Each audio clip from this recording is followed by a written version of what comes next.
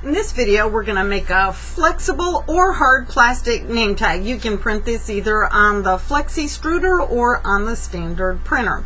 When you're done, you're going to put a key tag through the hole and you can strap it to your keychain or your laptop case or whatever you like. In this case, we've got Savannah as the person's name, and you can see that the letters are different heights, and I've added a ring up here. So first thing you got to do is figure out how your letters are going to overlap. This one worked out real nicely that they all kind of clump together all right. If you have a letter like an I in your name, you're going to have to actually pick up the top of the I and attach it. Otherwise, it's just going to print and fall off. There's nothing to attach it.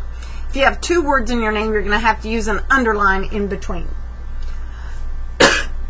So to get started, we're going to go to a new design window. You're going to go to your sketch menu and choose text.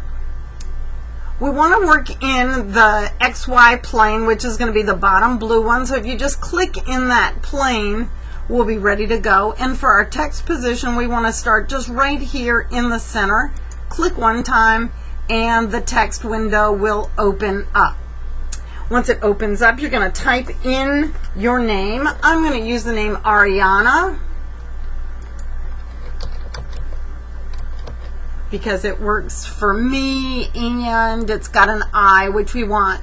I want the text to be bold, and I need the height of my text to be somewhere between 1/2 and 3/4. So I'm going to do 1/2, so that's 0.5, and I've selected bold. I'm going to stick right now with Arial for my font because that's going to be easier to work with. You can choose a different font, but this example is going to be too difficult to print. It has to be able to print out. This Sina would work okay, and Berkeley again is going to be just too complicated. Probably when it prints, you're not going to be able to tell what it says. So I'm going to stick with Arial, and I've got it in bold. Click on OK, and then I'm going to move my mouse over the text and roll my mouse in so that I can see the sketch a little better. We know we're still sketching because it says stop sketch. Don't click on the stop sketch. You're going to right click on the text and choose explode text. When you explode the text, it's going to make every letter separate. And you notice the I on Ariana is also separate.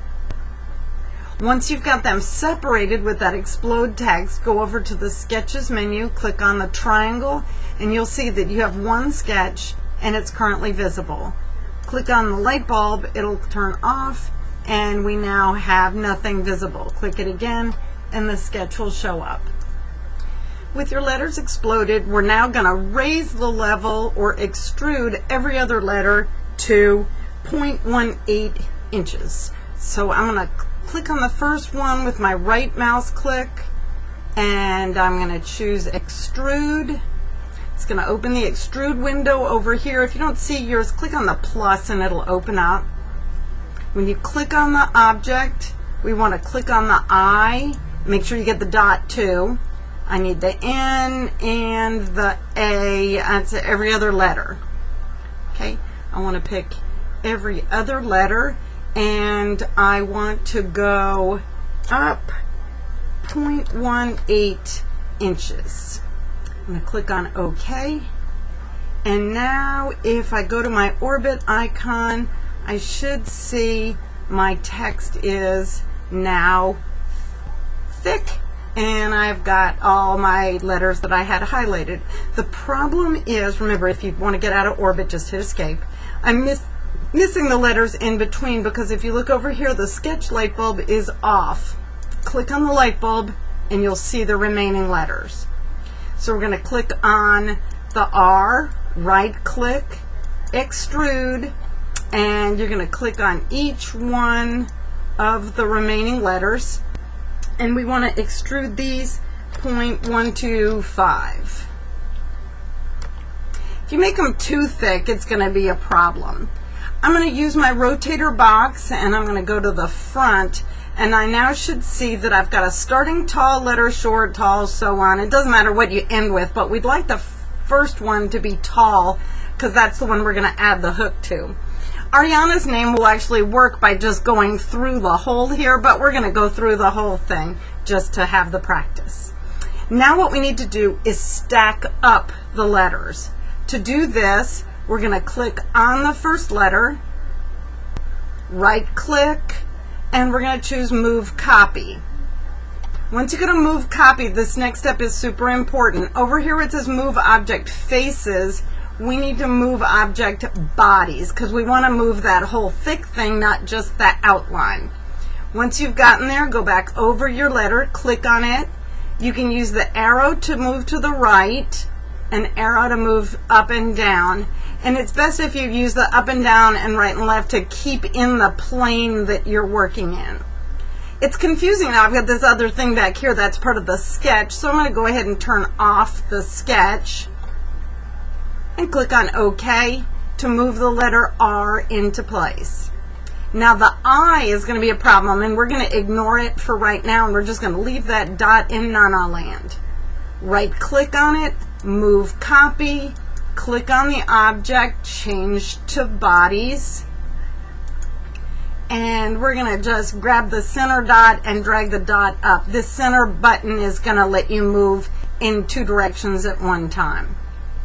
Okay, click on OK, and then we're going to continue with the rest of the stack. Again, right click, you're going to choose Move Copy, change to Bodies, and you're going to click back on it and scooch it over. Now the key is our letters have to overlap enough that they don't fall apart.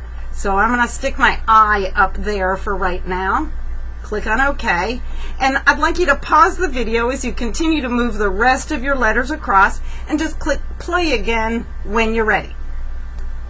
Welcome back. Okay, your letters should be all in a pile, and if you use that rotator block, you should be able to see how things look, and you'll be able to see that one of my letters is horribly out of place. If you have a letter that's out of place, right click on it, choose Move Copy, and slide it down so that it's in line with the other letters, and we want it to come out right in the right place when you click on OK. So we do want them to be all flat, because if they're not going to be able to print. So double check that they're all flat. So I'm going to go back up here to the top and deal with this last thing, the I. So because it's square in this font, I'm going to just turn it sideways at an angle. I'm going to click on it. I'm going to choose Move Copy, and I need to make sure that I change it to a body.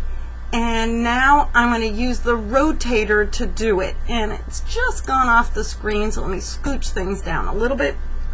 This button right here is the rotator, and I'm going to rotate it, and then I'm going to pick it up and move it down. And I think if I tuck it on there, that'll work.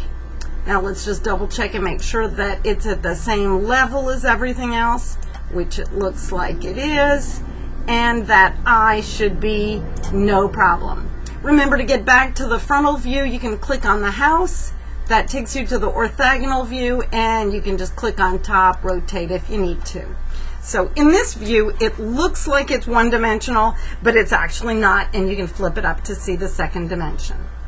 Now, last thing we need to do is print out a ring for the keychain to go through. Like I said, you could go through the A on this one, but let's go through the whole thing. So I'm going to go to Sketch, and I'm going to choose a circle, and I want to do a 2-point circle.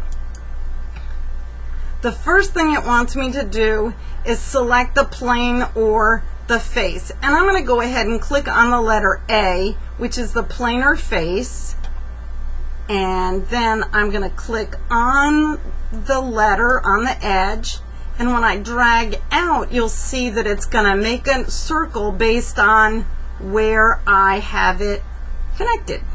And I'd like my circle to be 0.25. That looks awful big, but let's start with 0.25. Let's make it 0.20 because that just looks really big, but that just may be me. hit the enter key, and now you should have a circle that's 0.20. If you grab it, you should be able to still pick it up and move it if you're still in sketch mode. If you choose stop sketch, it won't be available to you anymore. And I want to make sure that it overlaps some. If I click on the circle, and now let's flip it up on its edge, I can see that that circle that I just drew is up on the top, so I need to extrude down.